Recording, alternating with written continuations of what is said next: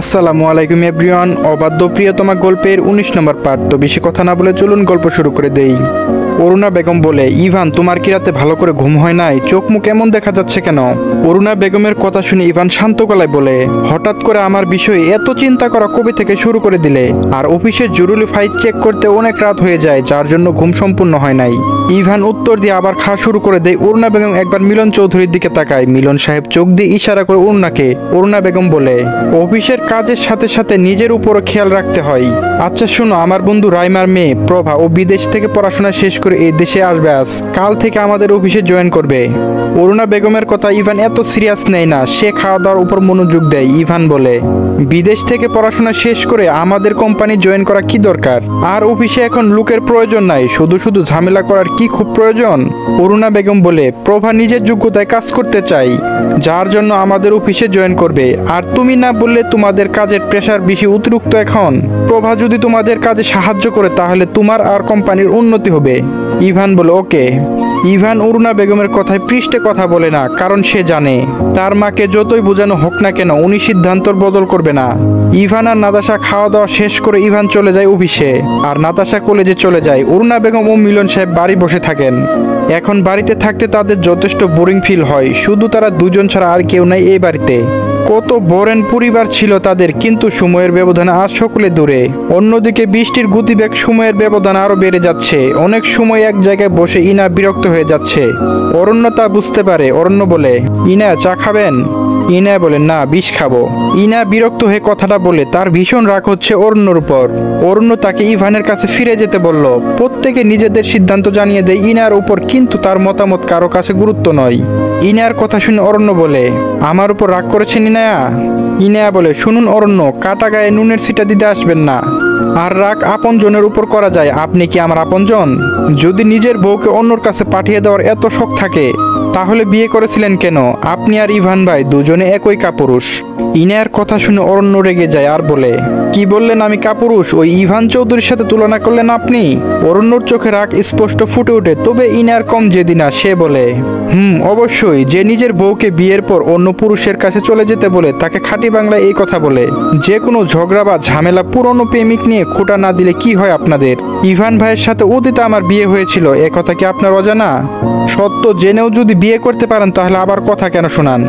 অরণ্য বলে, আমি আপনাকে শুধু বলেছি যে এই সত্য থেকে দূরে থাকতে, কারণ এখানে অনেক রহস্য আছে যা থেকে আপনি নিজেকে দূরে সরিয়ে রাখবেন।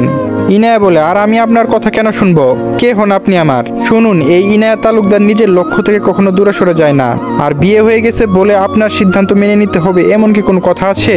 অরণ্য বলে, ইনায়া আপনি কি আমার অবস্থা বোঝার চেষ্টা করেন না? ইনায়া বলে, বলেন শুনি, কি অবস্থায় আছেন আপনি? শুনুন অরণ্য, যদি বইয়ের সাথে কথা শেয়ার করতে না পারেন তাহলে বিয়ে করবেন না। আর যদি ডিভিউজ দেওয়ার খুব শখ থাকে তাহলে সরাসরি বলে দিবেন। বাজারের পণ্যর মতো এমন বিক্রি করে দেওয়ার চেষ্টা করবেন না।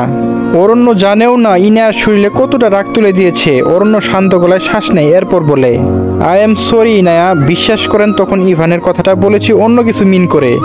বিয়ের আগে আপনি ইভানকে ভালোবাসতেন। ইনায়া বলে, কিন্তু তা বিয়ের আগে ইভান ভাইয়ের প্রতি আমার হৃদয়ে এক কোনো জমানো অনুভূতি রয়েছে। কিন্তু তার মানে এই না যে আপনি আমার স্বামী কথাটা ভুলে যাব।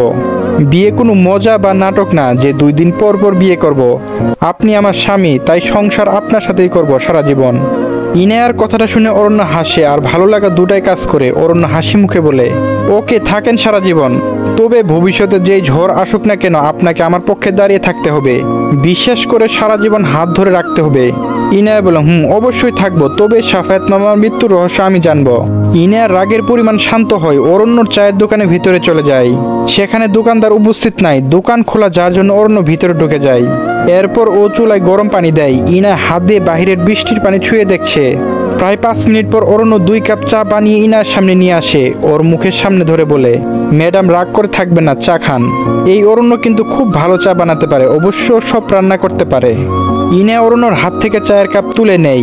চায়ের 1 কাপে চুমু দেয়। সত্যি অরণ্য দারুণ চা বানাতে পারে। ইনা বলে, আপনি এত সুন্দর চা বানানো কোথা থেকে শিখলেন? অরণ্য বলে, ছোটবেলা যখন আম্মু স্কুলে যেত তখন সাইমা আর আমার জন্য রান্না করা লাগতো।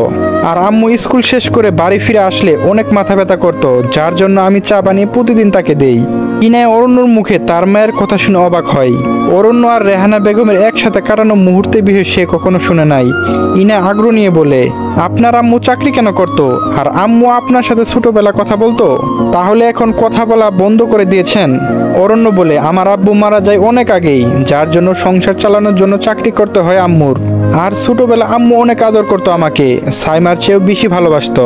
কিন্তু হঠাৎ করে একজন এসে সব কেড়ে নিয়ে আমার জীবন থেকে, আর তার শাস্তি স্বরূপ তাকে মৃত্যু উপহার দিয়েছি তাকে।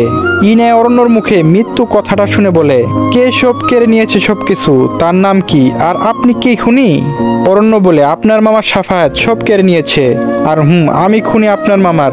অ্যাক্সিডেন্টে আপনার মামা মারা যায় নাই, বরং আমার লোক তাকে খুন করেছে। আকাশ থেকে তখন গুড়ি গুড়ি বৃষ্টি পড়ছে, বাতাসে ঠান্ডা হাওয়া বয়ে যাচ্ছে।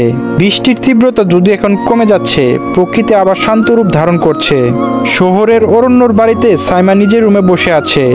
বাড়িতে এখন কোনো মানুষজনের উপস্থিত নাই, যার জন্য সম্পূর্ণ বাড়ি শূন্য। সাইমার দরজার বাহিরে হঠাৎ করে কারো কণ্ঠ শোনা যায়। সাইমা বিছানা ছেড়ে উঠে দাঁড়ায়, দরজার কাছে এগিয়ে যায়। এরপর ধীরে ধীরে দরজা খুলে দেয়।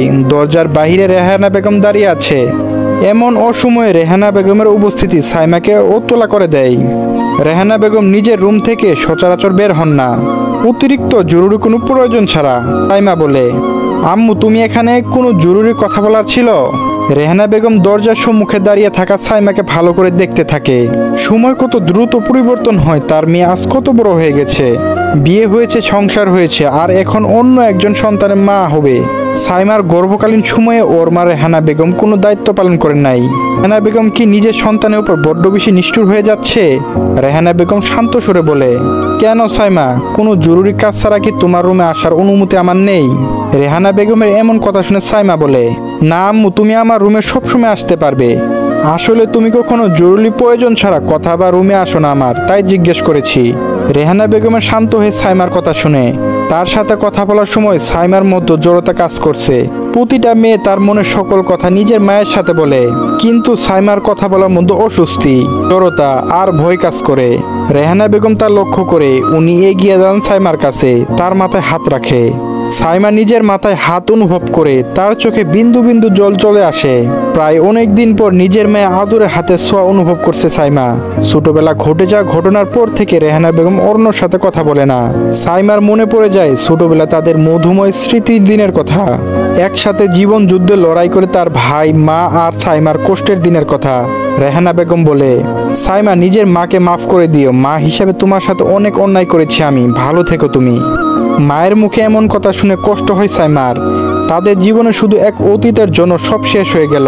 সাইমা নীরবতা ভেঙে জবাব দেয়, আম্মু তুমি কি অরণ্য ভাইকে কখনো মাফ করতে পারবে না? অতীতে যা হয়েছে তা ভুলে গিয়ে আবার একবার নিজের সন্তানকে ক্ষমা করে দিতে। আর কত শাস্তি দিবে ভাইয়াকে?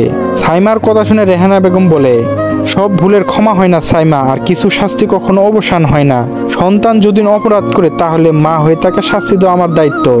মায়ের কথা উত্তরে সাইমা আর কোনো কথা বলে নাই, কারণ সে জানে তার মা ঠিক কতটা জেদি। যদি হাজারবার অনুরোধ করে তবু অরণ্যর করা ভুল, রেহানা বেগম কখনো ক্ষমা করবেন না। রেহানা বেগম বলে, অরণ্য আর ইনায়া গত 3 দিন ধরে ওদের কথাবার্তার কোনো আওয়াজ শোনা যাচ্ছে না। সাইমা বলে, হ্যাঁ, ইনায়া নানার বাড়ি রূপনগর, সেখানে বেড়াতে গিয়েছে। রূপনগরে ইনায়ার মামা সাফায়াত তালুকদারের মৃত্যুর বিষয়ে কি যেন জানতে গিয়েছে। সাইমার মুখ থেকে সাফায়াত নাম শুনে রেহানা বেগম চমকে যায়।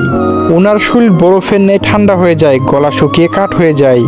ইনায়ার মামা সাফায়াত আর অরণ্য সাফায়াতের মৃত্যু তদন্ত করার জন্য রূপনগর গ্রামে গিয়েছে।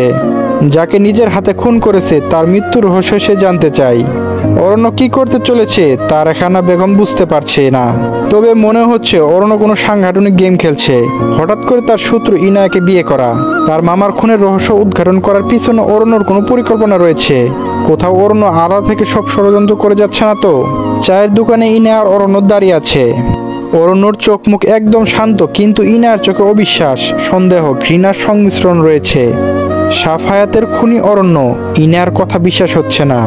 কত সহজে নিজের অপকর্মের কথা বলে দিয়েছে অরণ্য, আর তার চোখে মুখে স্পষ্ট ফুটেজে খুন করেও তার মধ্যে কোনো অপরাধবোধ কাজ করছে না। ইনায়া বলে, কেন খুন করেছেন সাফায়াত মামাকে? অরণ্য তার ঠোঁটে মৃত হাসি বজায় রেখে শান্ত সুরে উত্তর দেয়। অরণ্য বলে, আপনার সাফায়াত মামা আমার বাবাকে খুন করেছে। অরণ্যর কথা শুনে ইনা যথেষ্ট অবাক হয়। সাফায়াত অরণ্যর বাবাকে কি করে খুন করবে বা কেন খুন করবে? আর অরণ্যর বাবা অ্যাক্সিডেন্টে মারা যান, তাহলে এখানে সাফায়াত কি করে খুনি হতে পারে? ইনা বলে, সাফায়াত মামা আপনার বাবাকে খুন করেছে মানে? আপনার বাবা তো অ্যাক্সিডেন্টে মারা গেছে, তাহলে মামা কি করে খুনি হতে পারে? চলবে, পরবর্তী পর্ব আপলোড দেওয়া হয়েছে আমাদের নতুন চ্যানেলে, যারা এখনো দেখেননি দেখে নেবেন। ভিডিওর লিংক এই ভিডিওর ডিসক্রিপশন বক্স এবং ফার্স্ট কমেন্টে দেওয়া থাকবে, সেখানে ক্লিক করে দেখে নেবেন। আর সবাই ওই চ্যানেলটি সাবস্ক্রাইব করে রাখবেন। তো স্ক্রিনেও ভেসে উঠবে, সেখানেও ক্লিক করে আমাদের নতুন চ্যানেলে গিয়ে ভিডিও দেখবেন। ধন্যবাদ।